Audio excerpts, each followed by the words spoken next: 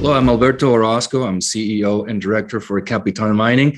We are an exploration company working on the Cruz de Plata project in Durango, Mexico, which has a high-grade silver target on top of an oxide gold deposit. Alberto, very nice to meet you. Thank you for the introduction. I'm looking forward to this next few minutes we've got together. Great meeting you, Merlin. Great to be here. Now, Alberto, this is the first time I've come across Capitan Mining. It's a relatively small market capitalization company, but I've enjoyed looking through your corporate deck and looking at the kind of the news releases. I think there's lots of stuff that I can learn about your company. And I'm glad to see that you're a geologist as well. Yeah. Can you give me a little background, really brief background about your kind of your career to date? Absolutely, yeah, and I think it's worth mentioning too, because not only my career, but the career of the team that we have put together in Capitan is an important part of our story. Myself, I started working early on since I was a student with the Penoles Mining Company in exploration back in the mid-90s, and then went on to do some grad school in Canada. And at that point, I started working with some public exploration companies. So that included Linear Gold, Pediment Gold later on, which was then later bought by Argonaut Gold. And I worked for Argonaut Gold for about 8 to 9 years. And in all that career, I've been able to build a team. So basically that team that we've been building through all those last three companies that I mentioned, we've been able to brought to Capitan. And that team has been able to identify opportunities at an early stage that have become, a number of them have become plus 1 million ounce opportunities, some of which have even become developed and gone into production. So that includes the San Antonio project in Baja Sur, the La Colorada project in Sonora, the San Agustin project in Durango, which is very close from where we are working on Cruz de Plata today. And so we have, worked on a number of projects. But what's interesting, I think, is that we've been able to identify the opportunities from an early stage, and then been able to develop them, and then even some of them put them into production.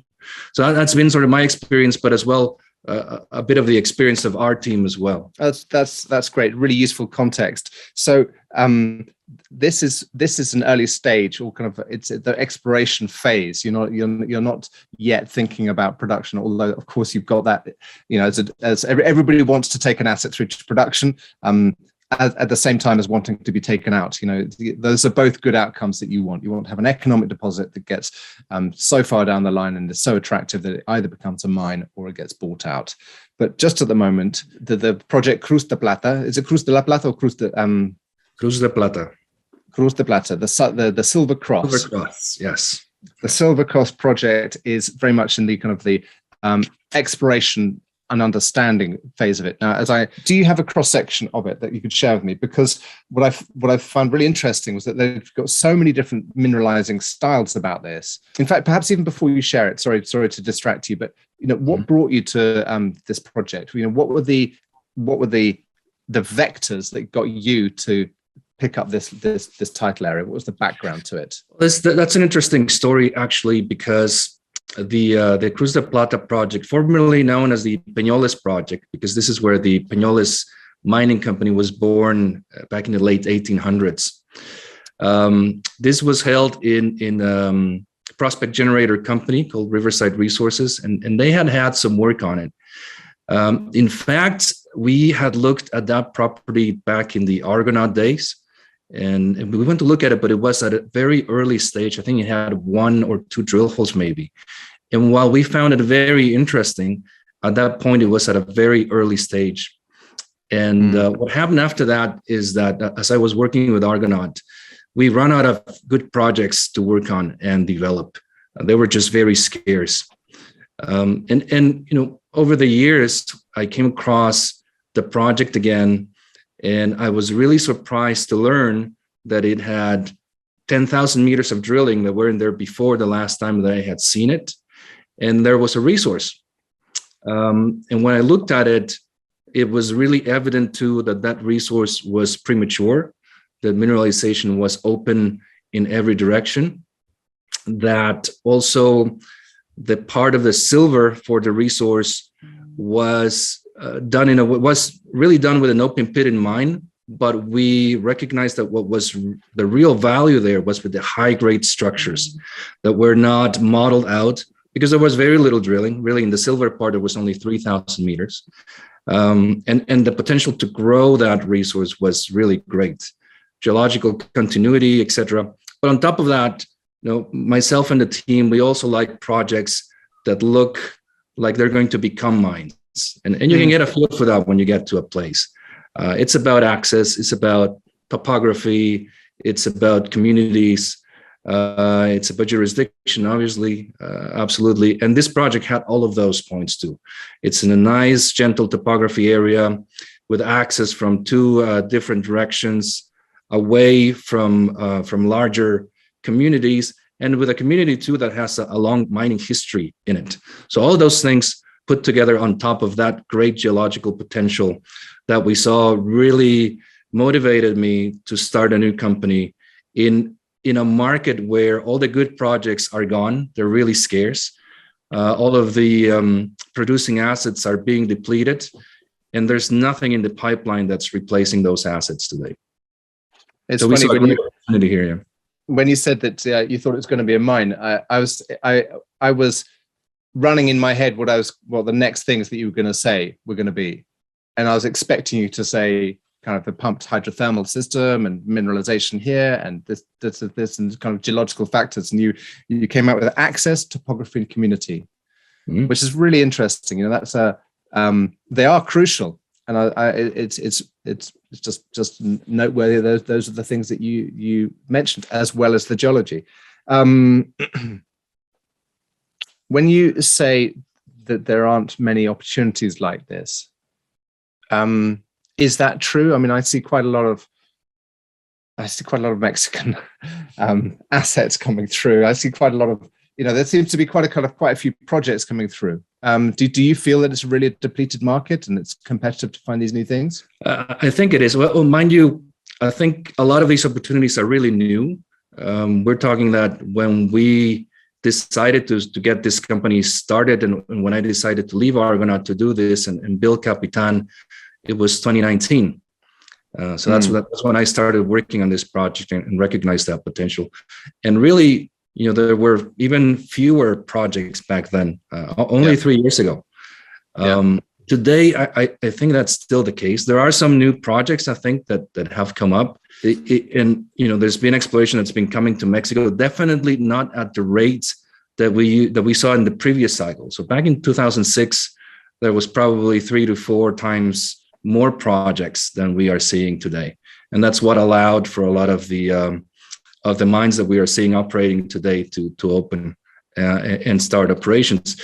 But if you look at the rate at which these projects are declining, they're going at a much faster rate than projects are being developed in the country. That's a definite trend that we see. Okay, good. Now, when I looked at the kind of the notes I've got on the project, there was as you said, there was an existing gold resource and there was an existing silver resource. And tell me more about the geology, because it looks as if there's so much going on here. You've got these 4 different kind of mineralizing, 3 different kinds of mineralizing styles. You've got disseminated gold oxide sitting on the top.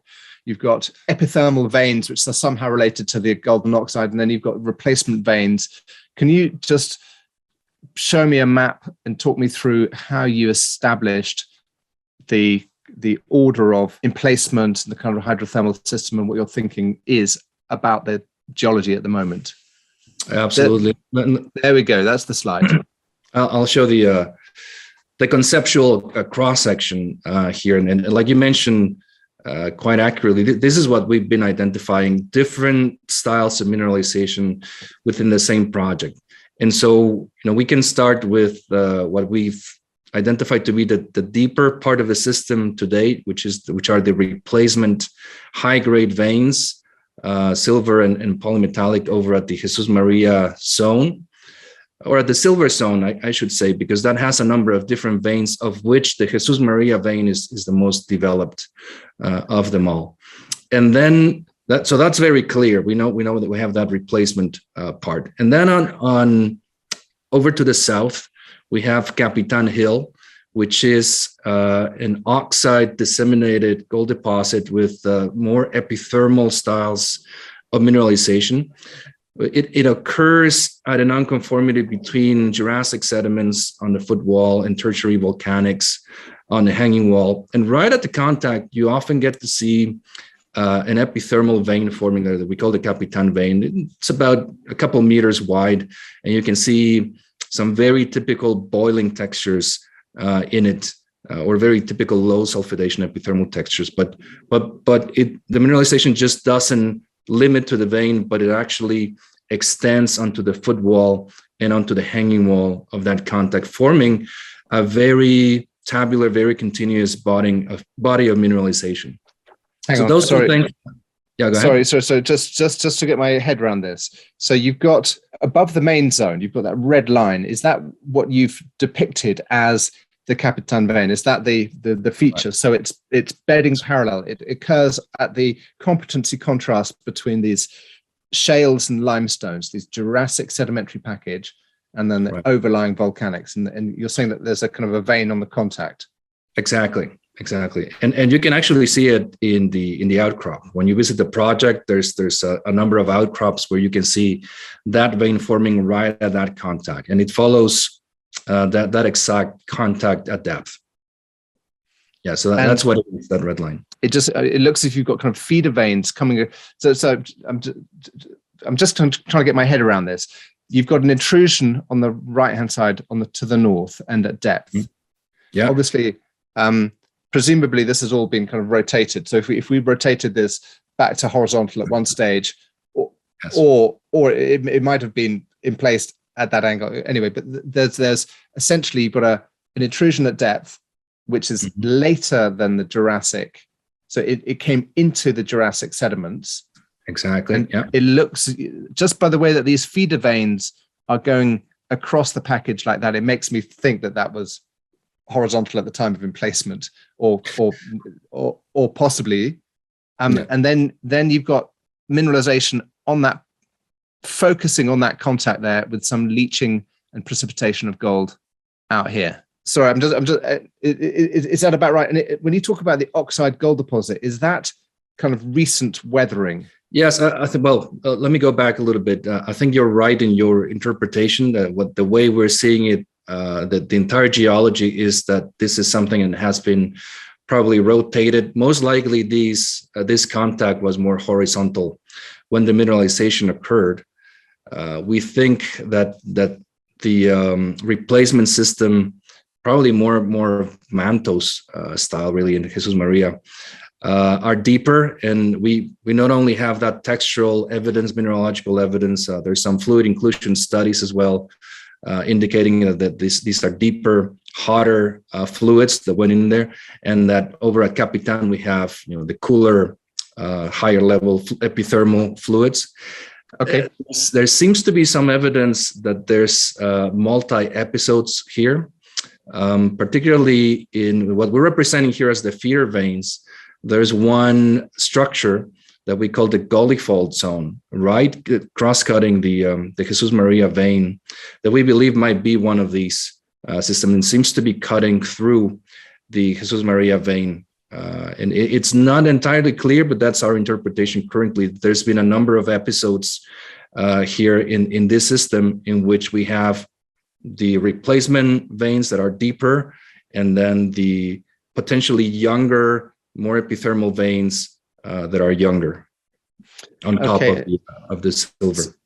So the replacement veins are when the fluids are going through this Jurassic package and they're hitting the reactive carbonates, and so they're dissolving, the acidic fluids are dissolving away the carbonates and replacing it with or buffering the fluids and causing the metal to precipitate out. Okay, really, really interesting. And sorry, I know this is a bit of kind of a geological rabbit hole that I'm going down, but just by talking about it helps me to understand in my mind kind of the geographies. And what's your work program doing at the moment? Are you preferentially focusing on one style of mineralization? Are you trying to drill out one part of the resource how are you tackling this complexity?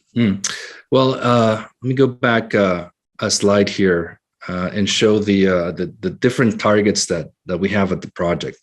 Currently, we're working on the high-grade silver, focusing almost exclusively on the Jesus Maria and the Gully fault veins. That's what we're drilling right now. But before that, we drilled the Capitan Hill zone and expanded the gold system first. So that was our first focus over the first year of the company. Now we focused over to the silver. And that's what we're drilling right now. But as we have been doing the drilling, we have also been evaluating the rest of the information, and we've identified multiple silver and gold targets as well in the property that are basically drill ready. And that includes the Jesus Maria vein and Gully fault, again, our current focus of drilling. But also in let's say, the next stage of drilling, we will be testing other targets, including the JM North zone, where we've had some really interesting high-grade silver gold results on surface. The JM South zone, this is a very interesting one too, because what happened there is, as we were drilling the gold deposit, we went a little deeper in one of the drill holes, and it intersected the same style of mineralization that we are seeing over at the Jesus Maria vein. But this was an unintentional 350-meter step out to the south, telling us that these veins exist underneath the gold system as well. Hang on. Just can I just for my benefit, the Capitan vein and the Jesus Maria vein, are they dipping underneath that green blob in the middle of the screen there? They're dipping towards. Everything is dipping south. Yes. Yeah, and they're subparallel. And yep. And did that hole hit the extension of the Jesus Maria vein, or another parallel one which is higher up in the system?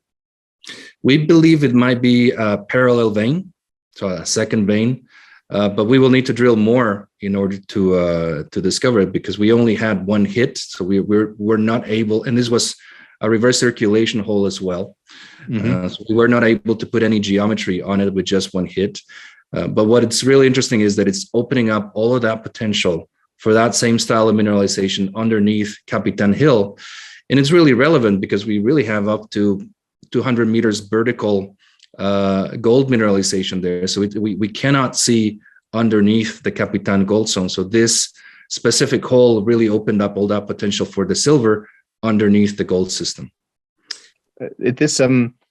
Forgive me if I'm over-interpreting, but it looks almost like there's some kind of conjugate system here, some kind of repeatability or some preferable or structural orientation for the emplacement of these veins, which leads me to ask, how are you prospecting? Is it just mapping and drilling, or have you got any other tools that you can use? It's been mostly sampling, mapping, and drilling. We have used a little bit of geophysics that we inherited from the previous operators. It's just basically IP, and that has created some targets there as well. But it's basically been that. We really believe in geological mapping. And while we're not showing here are more detailed geological maps on our corporate presentation, geological mapping, we believe, is one of the keys to understanding any geological project. So we've invested in that. And going back to your comment, I think probably more than a conjugate here with that Gully fault zone, probably I'm guessing is part of what you're noticing. That might be an earlier feature or an earlier structure. I don't think that's necessarily part of the same deformational or the same regime. The Jesus Maria vein, I think it's mostly following a certain strata, and that's controlling that. But there are some other veins, like over in the San Rafael system, that there might be a little bit of conjugate structures over there. I think that might be a little different. And you somewhere in this presentation, or you talk about the Gully fault being the Gully fault zone being higher in silver content and lower in lead and zinc content, and some of these kind of replacement the Jesus Maria veins are by nature, when the fluids precipitate, they precipitate out the silver and the lead and the zinc all together in these complex zones. I think the Gully fault, and let me show another slide here, because this one focuses more on the Gully fault. And this is a figure that we believe was important to show because we have now, in our latest press release, showed the long section on the Jesus Maria vein, which has 800 meters of defined strike length so far with the current drilling. But a lot of our results too, with the high grade, came from outside of the Jesus Maria vein. So it was important for us to show where those were coming from and what the potential was on that. So that's a 3D view there on the Gully fault. It's what it is. It has a little bit of lead zinc, but it's lower, definitely lower than it is over at the Jesus Maria zone. And precious metals in general are higher than the base metals there. Again, we believe that this might be a younger structure, probably cross-cutting the Jesus Maria vein. And it actually forms a broad zone on surface. We've seen it go up to 50 meters in width with low grade. I mean, 50 meters of a low grade halo, which contains high grade structures in it. And some of those examples are with hole 1424. This was drilled back in 2014 and had 988 grams per ton silver and 1.24 gold over 7.15 meters. Or more recently with our holes 1 and 10, that included a couple of really nice hits, 1.5 meters of 1,044 grams per ton silver and a gram gold. So you can see that those levels of gold and silver, particularly the gold, is higher in the Gully fault zone than it is in the Jesus Maria area. So you can see that high grade silver in Jesus Maria as well, but the gold doesn't get as high as it does in the Gully fault zone. Interesting. As you're talking, I get the feeling that it's still kind of exploration. It's still very much in the let's keep going. You've got these. I think somewhere else in your presentation, you talk about you've got holes pending from deeper drilling on the Jesus Maria zone. So you've got assays coming back. It's almost that every new model that you look at, or every time that you do some work, you find some new mineralization. And what you're essentially doing is still following your nose. You're following where the mineralization is leading you. Is that fair? You're kind of still on that kind of, it's true exploration. You're exploring out. Yes, I think we've been learning a lot about the project as we go, and I think that's what exploration is. I think that the drilling is currently at the silver zone is showing us a number of things. I think this first program, what it's showing is that there's scale to this system in a number of dimensions. One, there's scale right at the Jesus Maria vein level. With that vein alone, I think that you can compare where we're at today on that strike length and the type of grades and widths that we're seeing to other similar projects. And I think that can be a way to start valuing the opportunity. And that's on the Jesus Maria vein alone. But we're also seeing that we have the cross-cutting Gully fault zone that's already showing some really nice high grades of silver and gold. And that part of this initial drill program was to understand better that zone. And I think we're getting there. And we've been showing continuous good results on the zone. So expanding that zone is also going to be important. But as we've been going, some of our drilling has also gone a little deeper than the previous operators went. And as we've been doing that, on top of doing some of the additional mapping and sampling, we're identifying new zones. So that to the north, we're seeing a lot of anomalous samples down in the deeper parts of our drill holes in Jesus Maria, and some high-grade sampling on surface to the north. To the south, as I mentioned, that hole 29 underneath Capitan opened up the potential for all of that zone there. Mm-hmm. One thing that we see too, and we haven't talked much about it because we're still wrapping our heads around it too, but there's a strong skarn target in the project. And we do see some skarn alteration in some of our drilling. We haven't found yet a large skarn, but the evidence for that is there. We have just our general geological model shows that it's a very valid target with the intrusive, with the carbonaceous sediments there. We need to do more drilling, but it has to be deeper. And so all of that is there. We haven't yet talked about the entire trend of this silver zone, and that's really important too, because from Jesus Maria, where we're drilling today, to San Rafael, and a little bit beyond that, there's at least 3 kilometers of silver mineralization that had been identified in sampling, drilling, in the presence of underground workings, etc. We don't own all of that, but we own the majority of that trend and the most developed parts of that trend. And that creates, I mean, what this is telling us, all this activity, all these different targets that we're seeing, is that the scale for this project is very significant. That the Jesus Maria vein alone and that extension potential that it has over those 3 kilometers, it's very significant. But when you put that on top of the additional target to the north, to the south, the broader model with the skarn, and then on top of that, you have an oxide gold deposit right next to it. I think that the value and the scale for the project start becoming more clear. You used the phrase of comparable analysis. And in one of your presentations, or in some of your marketing materials, you draw reference to where Vizsla Silver was in 2020, so 2 years ago. And their current market capitalization is a couple of $100 million. Now, I'm not saying that you should be valued at a couple of $100 million, but you presumably see that as a target of what you want to try and emulate through continued geological work.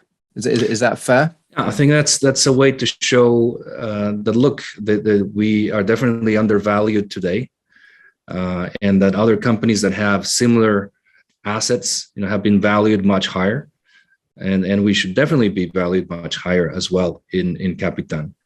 And I think we have a project that is going to show way more than what we're showing today. The potential is really there.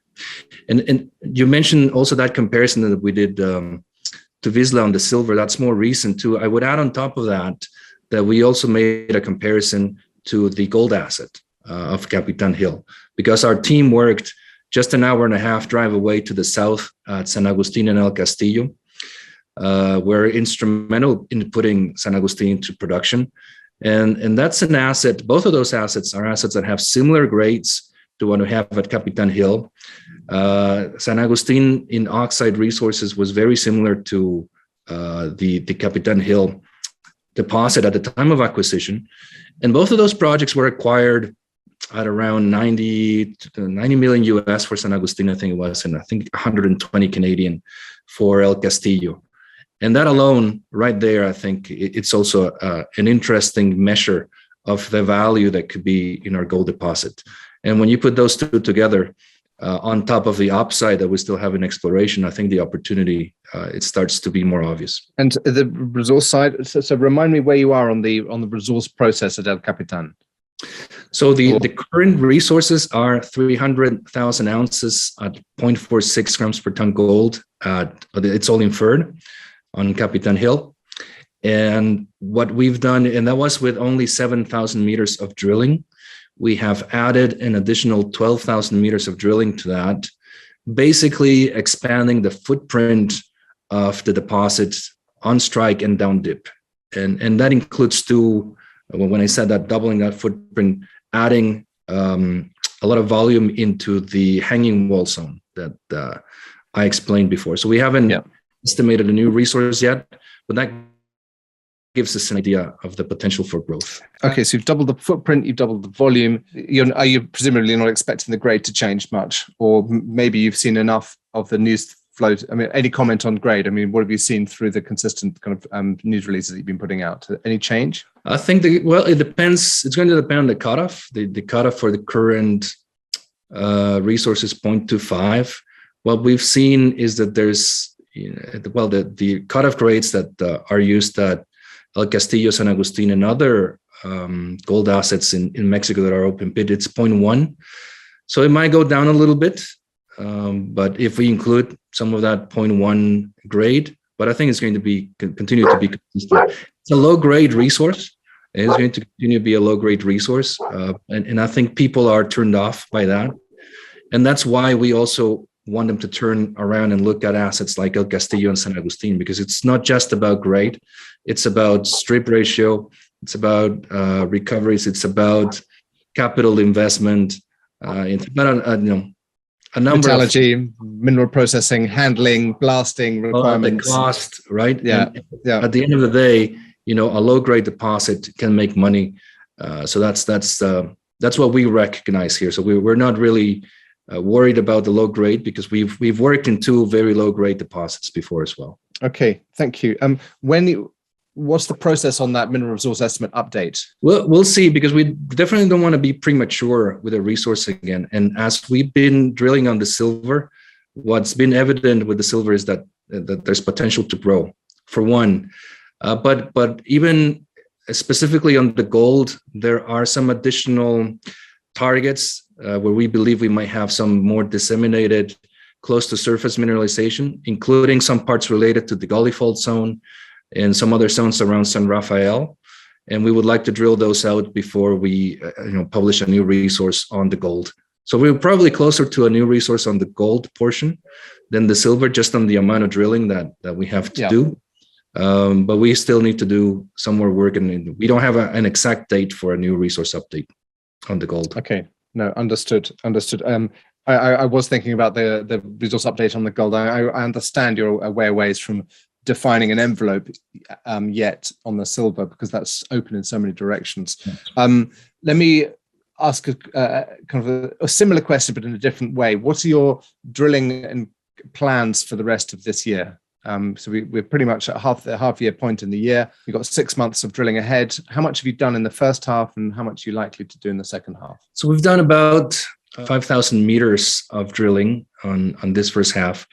We're currently still receiving some of those results that we've been from that initial program, and they've been really exciting.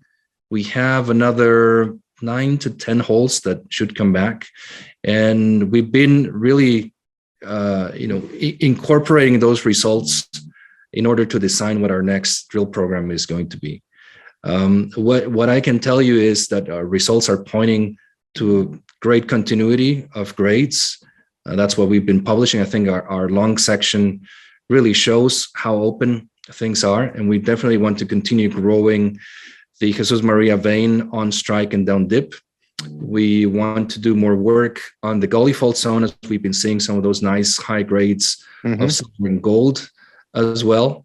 And we will get into San Rafael also in the near future. I think we'll probably see some San Rafael drilling this year as well, both for targets on near surface disseminated and for higher grade veins at San Rafael. Okay. Have you, at a board level, yet said we can allocate X thousand meters of drilling this year? Was that still conversation still to be had? So what's the question? Not sure I understand.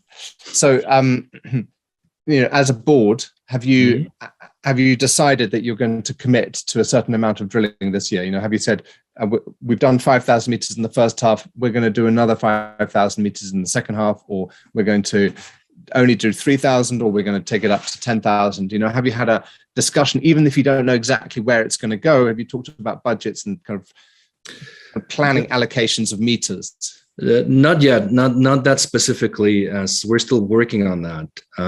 But the one thing we know is larger, much larger than our current drill program, and that's because I think this modest initial drill program in the silver zone, what it does is show that there's much more to drill, that there's scale to the project, that both the grades and the thickness on the zones are there.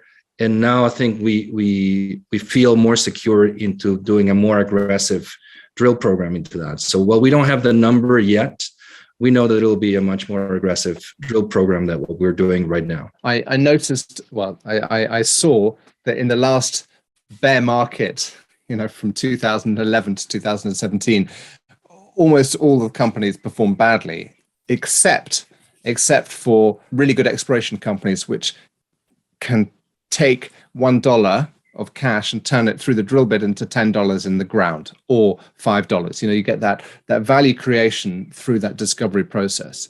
I just wondered whether you've been having conversations yet with shareholders or funders who are willing to commit to the kind of exploration story, or whether you've just been head down in the technical program and you've kind of just been ignoring the markets because it's so horrible. Well, no, we can't ignore the markets, even as horrible as they are. I think these conversations with our shareholders, I think, have been there since day one, and we've been able to attract some shareholders that are long term and that believe that there's potential in this project. Michael Gentili owns 18% of Capitan, and I think we covered all of the different points that he uses to evaluate companies. And he believes that this can be a much larger opportunity. And just like he, with some other of our larger shareholders, I think we've had these conversations, and it's always about, what's the big price here. And we believe that there's a big price in the Cruz de Plata project. At the moment, it's almost as if that price is yet to be defined. You know that there's something good, but you don't know whether it's a high-grade silver or disseminated silver or an oxide gold. But it's nice to have options, huh? Yeah, I think we have the two things. Interestingly, I don't think many projects have both the high-grade silver and the disseminated gold. It's a very rare thing. I don't think I had seen it before in projects that I had explored in the past. So in a way, it's two different projects right at the same site. And that's an interesting value proposition too, because we have two things that by themselves could be, a company by itself.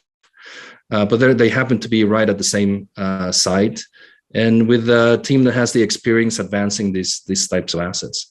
And I think, that there's beyond what we can clearly see, because we can clearly see right now the potential on that 3-kilometer trend of silver and what we've been doing over at Jesus Maria. We can see the potential of that oxide gold deposit. Those things are more measured now that we put drill holes in it. We're starting to define what they are. But as we've been doing that work, we've become more excited at what might be below, underneath, as part of the system. That first cross section that we looked at in the beginning, that potential skarn target, additional veins underneath the gold zone, etc. The additional zones that might also be have potential for near surface disseminated mineralization.